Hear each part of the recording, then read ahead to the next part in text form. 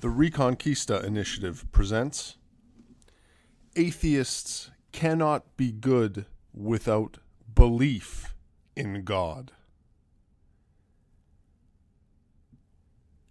In today's day and age, it is often contended, and very often contended by Christians themselves, that while atheists might not, on their worldview, have an actual foundation that undergirds the objective moral rules and duties that they follow, they nevertheless can still be good people without a belief in God.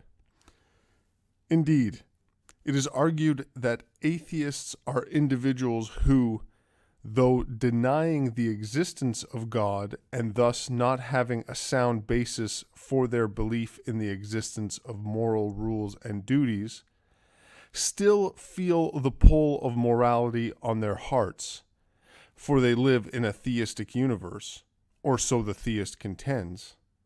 And so when atheists act in accordance with the moral law and do what is morally right, they can thus be counted as good despite their lack of belief in God. And so, the thinking goes, unbelievers can be just as good as believers can be, despite their rejection of God and despite their lack of belief in Him.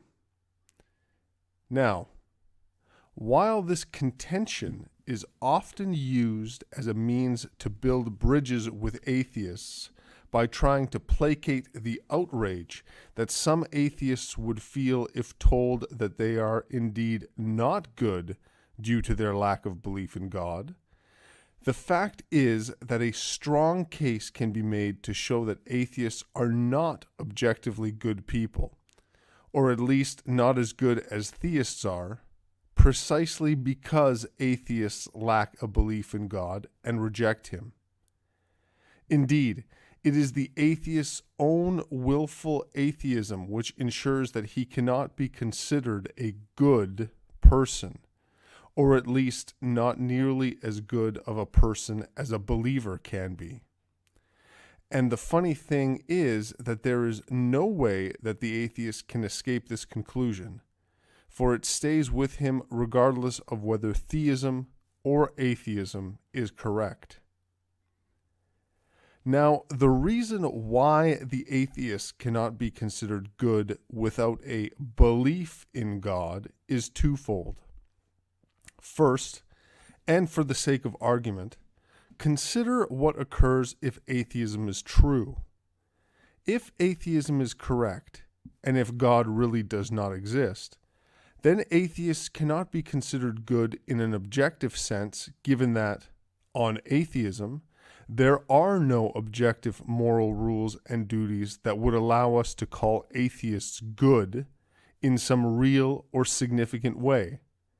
Indeed, as atheist Alex Rosenberg says in the first chapter of his book, The Atheist's Guide to Reality, Enjoying Life Without Illusions, the reality of atheism means that there is no difference between right and wrong, and that, concerning the answers to moral questions, anything goes. That, Rosenberg contends, is the inevitable reality of atheism.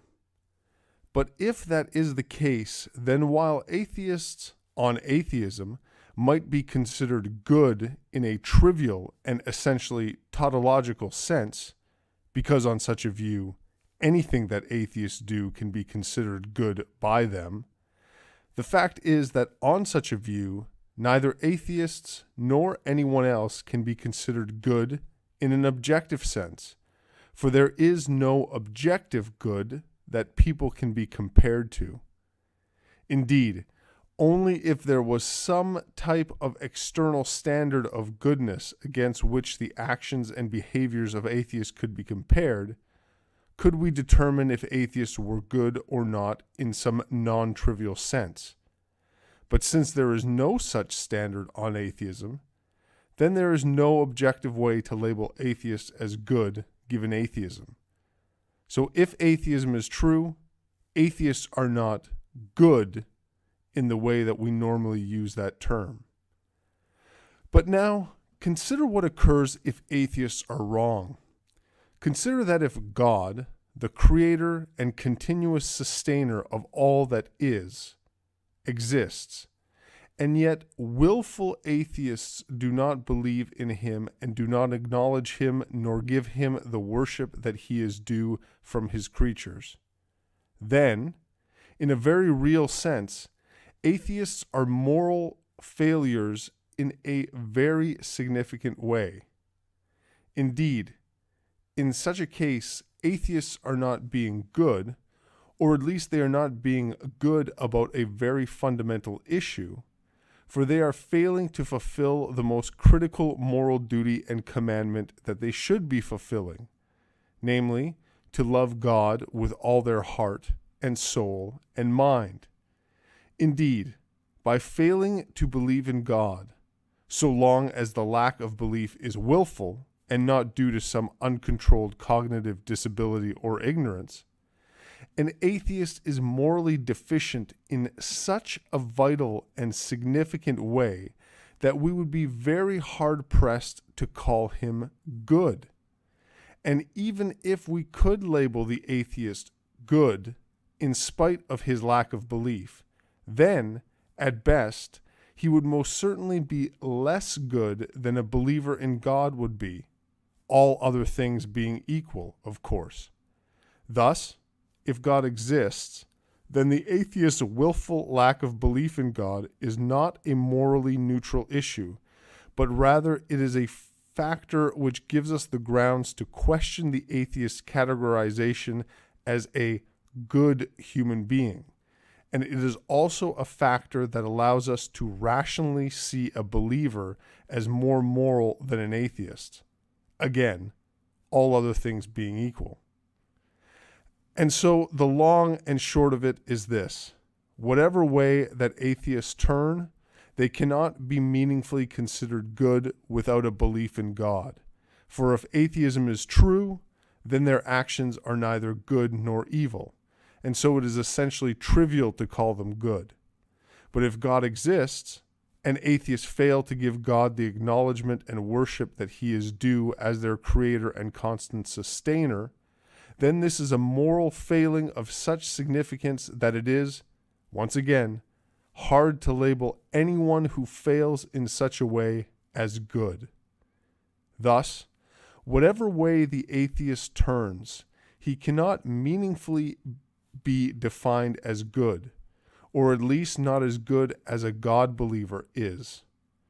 Consequently, Christians should stop conceding the point that atheists really can be good without belief in God, for, as seen, a strong case can be made that atheists simply cannot be considered good without such a belief.